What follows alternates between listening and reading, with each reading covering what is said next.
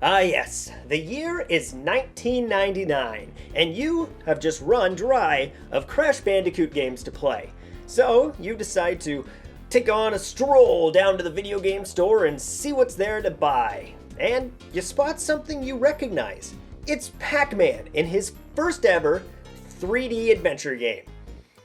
Now, you decided to spend your hard-earned money on this. A little disappointing to learn that Spyro 2 comes out about a month later, but that's something you'll have to deal with later in your life. For now, let's head on home and take a look at this game and see what the world of Pac-Man is really like. The Pac-Man World series was a group of games that I was able to explore when I was a child. I would go over to a friend's house and I would get to experience the game for a brief period of time. Never long enough to actually get the full experience. So now I want to rectify that by playing through the full series and talking about it for you all to enjoy. I know there is a re-release that came out in 2022, but I decided I want the most classic experience. So I'll be playing the original PS1 version, no matter how rough it'll be. When you really think about it, it's a weird concept. For Pac-Man's entire existence, he was just a circle that ate things. So who would have guessed that Pac-Man would grow some arms and legs and join the likes of Crash, Mario, Sonic, and other great 3D platformers? Not you. I do find it satisfying that Namco took the one interesting concept that Pac-Man had in the 80s, outside of his gameplay, and used it to flesh out the world for him to adventure through. And that was the fact that he had a large, growing family of Pac people. We had Miss Pac-Man, Baby Pac-Man, Junior Pac-Man, Professor Pac-Man, and more. Namco decided, let's give Pac-Man the worst birthday ever by having ghosts steal all of these family members from him and lock them away. Pac-Man packs his things up and heads on out to save his family. We learn that the ghosts are under the command of a giant robot Pac-Man who goes by Talkman. I don't know. It's a weird story concept, but when you're going from this to this, there's really only so much you can do. After the intro cutscene, we're thrown right into the first level that acts as a makeshift tutorial explaining all the crazy new moves Pac-Man can do in this 3D world.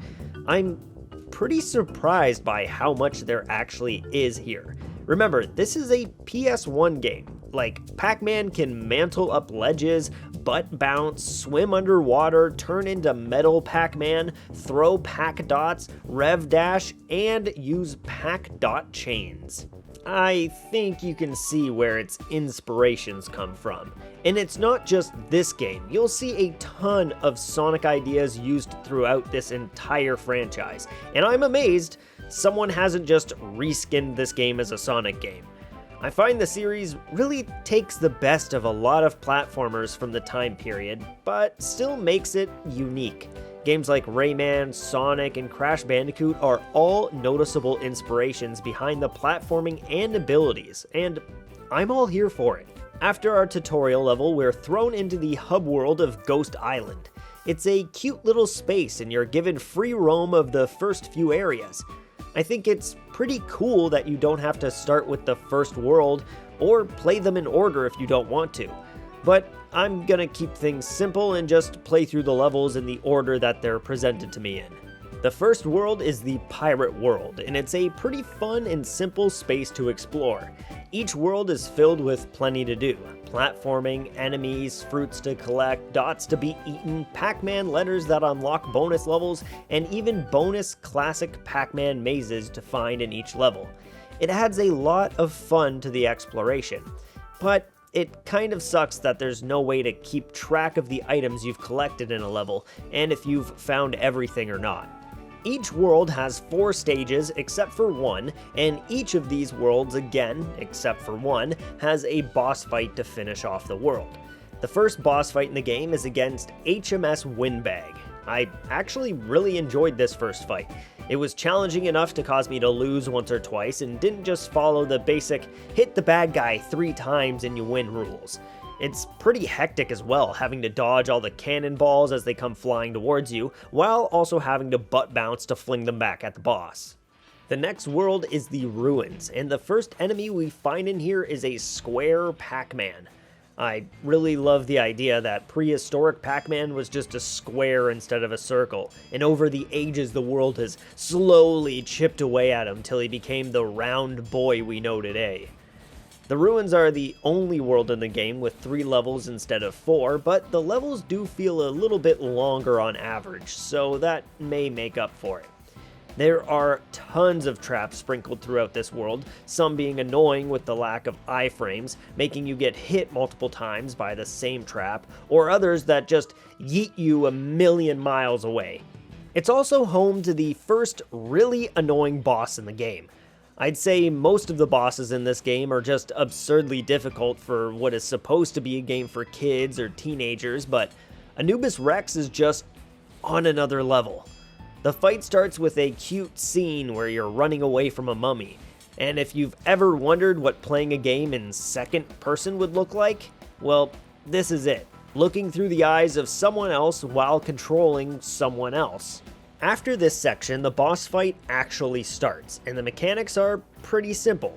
4 platforms have discs you need to rev on, and once you've revved on all 4, the statue in the middle opens up and you can attack the boss.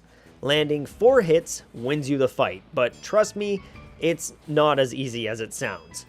As the fight moves through its phases, you get more and more attacks thrown at you. Fireballs, lasers, and tornadoes. On top of this, if you get crushed trying to attack the boss or fall in lava due to the game's lack of decent coyote jumping, it's instant death, and you have to restart all the way back at the mummy segment. This fight was extremely frustrating, and I feel sorry for the PTSD this fight must have caused many children back in the day. Thankfully, after many attempts that my stream viewers can attest to, I was finally able to conquer this boss with 0 hits left on my health bar, and move on to the next world. Or would you say, next adventure into space? Yeah, we now move on to the space world, the last world in this first section of the game, and probably my favorite theme in the game. I really enjoyed the enemy variety, the laser traps and elevators, hologram platforms, and how the ghosts get little astronaut helmets. I do find the amount of backtracking to be getting a bit annoying. I started to really notice it in the last world, but it's also pretty consistent here as well. Most times when you find a door you need a fruit to unlock, the game will make you progress forward to find said fruit, and then make you travel backwards to open the door and get whatever's behind it. And this happens multiple times a level, which gets really old really fast. To be fair, most of those doors aren't necessary to beat the game, and they're just there for bonus loot and points. But in a game about collecting things, it's kind of disappointing having to skip these because they're becoming too annoying to bother with. I also forgot to mention that in one level of each world, you can find one of your friends caged up and you need to rescue them. Keep that word need in mind because we'll be coming back to this topic later, but for now we can say that we have rescued all of our friends so far, including Puka, Chomp Chomp, and now Professor Pac-Man as well. The boss for this world was also very difficult, but I'd have to say was also my favorite boss in the game. King Galaxian is a reference to one of Namco's other games, Galaga and Galaxian. The level starts with you hopping on a cute little scooter ship and attacking hordes of space aliens before having to fly through a field of asteroids and then finally find the king himself. This fight can be somewhat tedious, but I did find that more than one button on the controller is for shooting. So if you just spam all of the attack buttons back to back, you can shoot much faster than normal, which helps make this fight go by a bit faster. The downside of that though is that you're forced to hear even more of this horrible shooting sound effect. You're forced to listen to this sound the entire time you're playing this level, which could really drive someone crazy. But after enough hits, the boss is left defeated, and we can finally move past this blockade and onto the rest of the game. But before that, here's another blockade where I ask you politely to like and subscribe. And don't forget to check out the membership, since all members get access to my videos a few days early, along with some other perks. Thanks again, and back to the video. Now that we've passed the blockade, we can finally get a look at the second half of the game, and our first new adventure. It brings us to the Funhouse, which is probably my least favorite world in the game. I don't know why, but outside of Psychonauts, I pretty much always hate circus levels. I just find them very ugly to look at and often filled with annoying mechanics, and that's pretty much what we have here. There's spinning platforms that completely ruin your pacing, even more spinning platforms, but they spin in a different way, even more egregious backtracking, platforms that are weirdly spread out, tons of treadmills, and plenty of annoying enemies with dumb laughs to make your troubles even worse. Even the boss fight in this world decides to take a weird deviation, because there isn't one. I mean, it's not bad, but I don't know if I would say it's great either. It's just a race against a bunch of clowns and bumper cars. The race isn't even that hard too. Pretty much halfway through the race, I've already passed all the racers, and now I just need to focus on not falling off the track, which in actuality is the hardest part of the level. It's the only thing that caused me to have to restart the race. There was even one time I was drifting corners so well that I skipped 8 positions from 11th to 3rd because the game couldn't spawn the new racers in fast enough, which I find hilarious. The next set of levels takes place in the Factory World, a much needed increase in quality from the previous Funhouse world. It's not even like the atmosphere, gimmicks, or enemies are much better, it's just that the platforming in these levels are just spot on, giving a great amount of challenge while also not being too difficult, or making you want to break your controller in half. Though this world is home to what I would consider to be the worst level in the game. It's riddled with underwater sections that need to be traveled through at a snail's pace, and the amount of backtracking through these underwater pipes is a bore. The worst part is that a ton of the obstacles in this level, like these sharks, only move in a single plane of existence, but since this is a 2.5D kind of game, you can just swim in front or behind them and never have to worry about taking damage. It just makes it so these sections are long, boring swimming areas with nothing to do or worry about. On top of that, Pac Jr. is caged up in this level as well, so you need to worry about saving him too. But thankfully after that, you never have to worry about coming here again. And we can face off with Chrome Keeper, one of the only easy bosses in this game. All you do is run in a circle and hit buttons. The one catch is you need to be metal to not take damage from the buttons, and there's magnets that will grab you in your metal form if you get too close to them. They'll then drop you in this pool of acid and hurt you. Dodging them is pretty easy though, and I beat this on my first try without even really having to put too much effort into it. With the boss out of the way, the gates for the final world open up, and we enter the mansion. I know I said before the space world was my favorite, but this one is really close. The haunted cemetery vibes are really fitting for a Pac-Man game. With all the ghosts around and the gimmicks and platforming here, it's just to die for. After blasting our way through these final levels, we finally get to face off with Pac-Man. Oh no. So yeah, I may have missed one of my friends along the way, and now I can't fight the final boss unless I go back and find them. Here's where I get a little upset and bring up some things from the past. Earlier I stated that there was no way to keep track of your collectibles in each level, which seemed dumb for a game about collecting things. But it seems even worse now that I have to find which friend I'm missing and have no idea what world, let alone level that friend may be in. So I had to go back and try a bunch of levels again in hopes that I would find them, and thankfully I did. In the worst level of the game.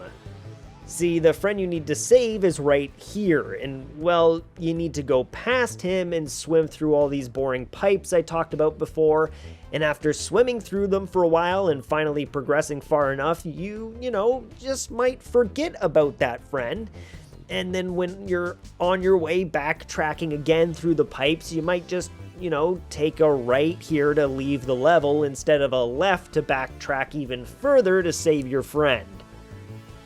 Not having any way to track this sort of stuff in game is a huge issue, and thankfully, this is an issue that was addressed and fixed in the recent remake of the game. So I'm glad no one who plays that version will have to deal with the pain I went through here. We can finally make our way back to the final boss and enter the final showdown with Pac-Man. There's a little cutscene of us walking up onto Pac-Man's turf, and then we take him to town. The fight itself is pretty intense. Pac-Man has a huge amount of health and goes through multiple phases, each focusing on a specific move you can do as Pac-Man. All your friends also show up to help you by giving you power-ups and health throughout the course of the fight, and after you land the final blow, we finally get to learn the identity of Pac-Man. Who could it be? An arch rival, a past friend, maybe even an alternate reality Pac-Man? Nope. It's just a ghost. It's just some random ghost in a weird outfit with a weird voice. Also, Pac-Man just gives 0 Fs since he just immediately consumes this ghost. There's no conversation, no talking. He just eats him. He just eats him. Pac-Man's just a nightmare reincarnated. It's disturbing. Overall, I would say it's a pretty well put together platformer for a first game in a series. It's definitely got its own issues, and you can tell a lot of its ideas come from already well established and great games of its era, but it dropped its own little cute twist on top of those mechanics to give it its own charm and appeal. There's also a bunch of extra content outside of the main story as well. You can play the classic OG Pac-Man or a more 3D stylized maze game mode with levels you can unlock in story mode. And if you collect everything in the game, you can find some funny bloopers to watch and a gallery of concept art and photos from the development of the game, so there's plenty to do. Now, do I think it stands out with the greats of its time like Crash Bandicoot and Spyro the Dragon? No, not even close. But I do believe it stands on its own as a great game that can really be enjoyed by fans of classic platformers, and it has me excited to play and talk about the second and third games in the series. So if you want to see me talk about those, give a drop, sub, like in the comments below, and I will see you all in the next episode of Badman Reviews.